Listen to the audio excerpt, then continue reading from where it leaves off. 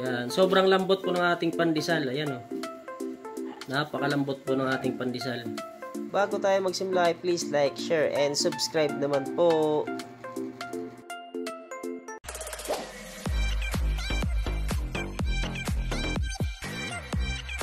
So yung mga sangkay, let's start. Ito yung ating unang ingredients, asukal. Maglagay tayo ng 2 takip ng vanilya. Ito yung ating takip ng vanilya. Next, butter.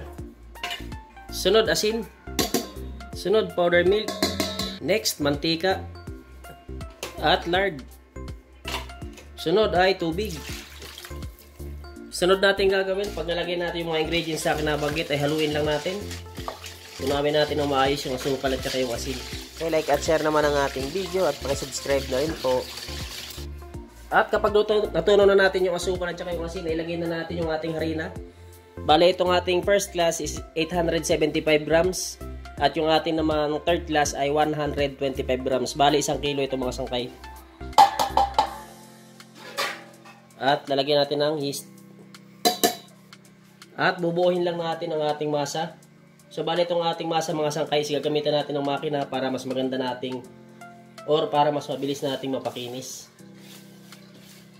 So, bali mga sangkay, kung gusto nyo malambot ang inyong pandesal, ay dapat ang inyong masa ay malambot din dapat. Yun po ang unang-unang kailangan para mas malambot ang inyong pandesal.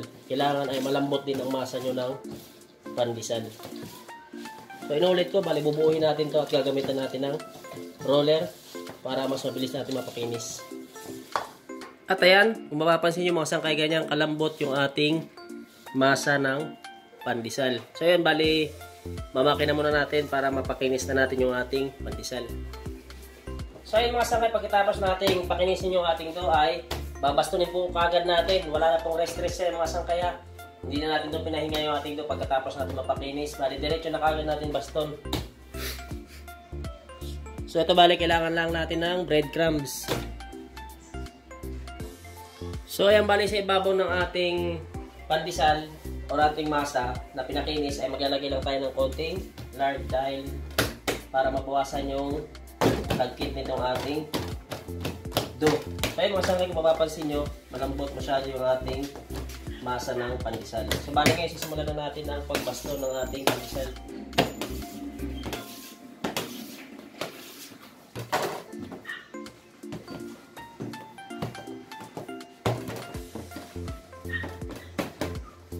So, bali dyan sa point na yun mga sangkay, bali ganyan po ako magbasto ng ating pandesal.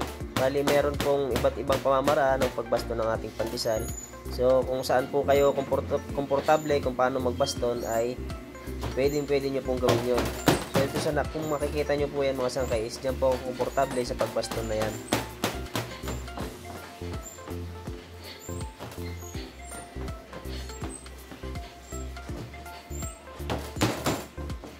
At dito sa part ito mga sangkay, ipakita ko rin sa inyo yung isa ko pang pamamaraan sa pagbasto ng pandesal.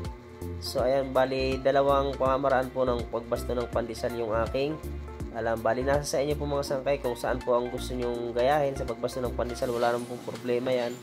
Basta mabasto nyo lamang po inyong pandesal.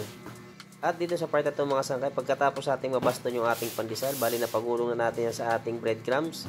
So bali isalansan muna natin sa ating mesa. At kailangan po muna nating i-rest yan bago natin i-cut.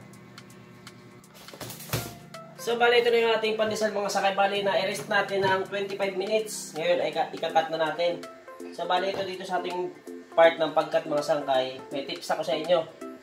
So yung mga sangkay, bali ang tips nito ay makakatulong sa iyo. Lalo-lalo na kung gusto mong magsimula ng pandesalan o ito ay bago pa lamang sa larangan ng pagpapandesal. So ito makakatulong sa iyo mga sangkay dahil yung tips na ito ay halimbawa kung kayo po ay hindi nyo patansyado ang pagkat ng ating pandesal, syempre sa baguhan is normal lamang po yan, malaki, maliit, hindi pare-parehas yung laki lalo na kapag naluto.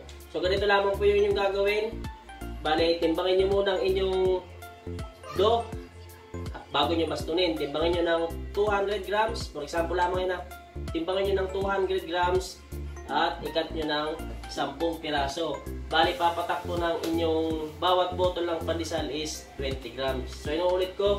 Halimbawa lamang po ito.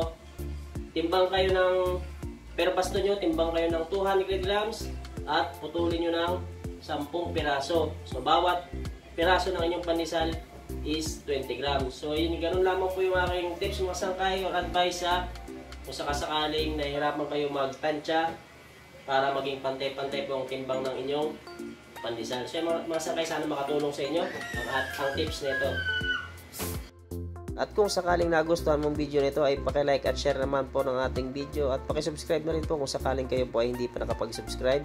At kung kayo po ay naghahanap pa ng iba pang recipe about baking ay magpunta lamang po kayo sa aking channel dahil marami na po akong baking recipe na naka-upload. Sana po ay makatulong sa inyo. At ito na mga sangkay, pagkatapos natin maisalansan or mailagay sa tray yung ating pandesal, bali meron tayong tatlong tray, 103 pieces na pandesal sa 1 kilo. So ito yung ating labas sa 1 kilo mga sangkay, 103 pieces. So bali wag kakalimutan paalsahin mga sangkay bago nyo isalang. Okay? So ayan ang mga sangkay, bali after 1 hour and 35 minutes, ayan yung ating pandesal. Inulit ko, after 1 hour and 35 minutes na ating paalsa, bali sasalang na natin yung ating pandesal. So bali yung init ng ating oven mga sangkay is 160 degrees Celsius. At gagamit ako ng katamtaman lakas na apoy. Ulit ko, 160 degrees Celsius. Gagamit ako ng katamtaman lakas na apoy.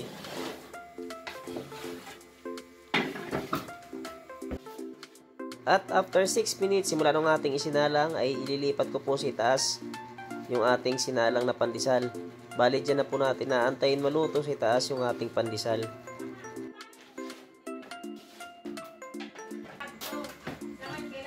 At after 9 minutes sa taas ay alisin na po natin yung ating pandesal. Bali linuto po natin ng 15 minutes, 6 minutes sa baba at 9 minutes sa itaas. At ayun yung ating finished product. Don't forget to like, share, and subscribe. So ito na yung ating pandesal mga sangkay. Yan na po. Yan. Sobrang lambot po ng ating pandesal. Ayan o. Napakalambot po ng ating pandesal.